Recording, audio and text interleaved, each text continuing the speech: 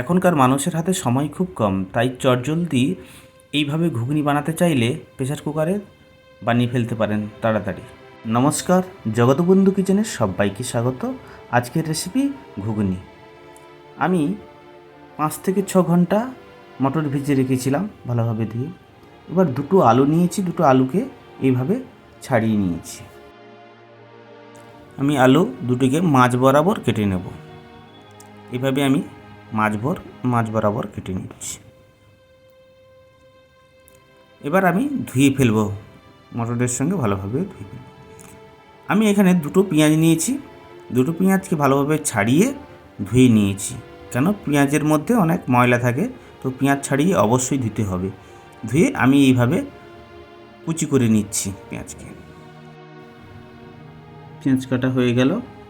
এবার টমেটো নিচ্ছি, টমেটোকে ধুয়ে মাথাটা কেটে বাদ দিয়ে দিচ্ছি। এবার আমি টমেটোগুলো কুচি করে নেব এইভাবে। এবার আমি ওভেনে প্রেসার কুকার বসিয়েছি, তেল দিয়েছি। তেল গরম হতেই আমি গোটা গরম মশলা দিয়ে দিলাম, তারপর দিয়ে দিচ্ছি পেঁয়াজ কুচি দিয়ে নাড়াচাড়া করব। পেঁয়াজটা যখন একটু ব্রাউন কালার হয়ে আসবে, মানে সোনালি কালার হয়ে আসবে, তখন আমি দিয়ে দেবো আদা রসুন বাটা। তারপর দিয়ে দিচ্ছি হলুদ গুঁড়ো, লঙ্কা গুঁড়ো,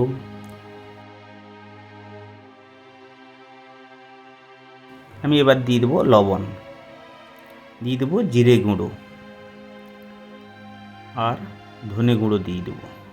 দিয়ে গ্রেভিটাকে একটু কষতে থাকবো। এবার দিয়ে দেবো টমেটো কুচি, দিয়ে গ্রেভিটিকে ভালোভাবে একটু কষতে থাকবো। এবার দিয়ে দেবো অল্প একটু জল, মানে হাফ কাপের মতন জল দিয়ে দিলাম। গ্রেভিটাকে আর একটু ভালোভাবে পাকিয়ে নেব। গ্রেভিটা এবার পাকিয়ে এসছে। এবার দিয়ে দেবো মটর আর আলু, দিয়ে প্রেসার কুকারে ঢাকনা দিয়ে 3খানা সিটি দিয়ে দেবো। দেখুন কত সুন্দর হয়ে গেছে। এবার প্রেসার কুকারের ঢাকনাটা খুলে এবার আলুগুলোকে চেপে চেপে ভেঙে দিতে হবে। দিয়ে মিশিয়ে দিয়ে নাড়ি চাড়িয়ে আপনি গুঁড়ো গরম মশলা, ধনেপাতা কুচি এগুলো দিতে পারেন। দিয়ে রেডি। আমি ঘুগনি নিয়েছি, অল্প একটু পেঁয়াজ কুচি, লঙ্কা কুচি নিয়েছি। বেশ, আজকের ভিডিও এই পর্যন্ত বন্ধুরা। পরের ভিডিওতে দেখা হচ্ছে। ভিডিওটা ভালো লাগলে লাইক, শেয়ার, কমেন্ট করতে ভুলবেন না। অবশ্যই চ্যানেলটিকে সাবস্ক্রাইব করবেন বন্ধুরা। ধন্যবাদ।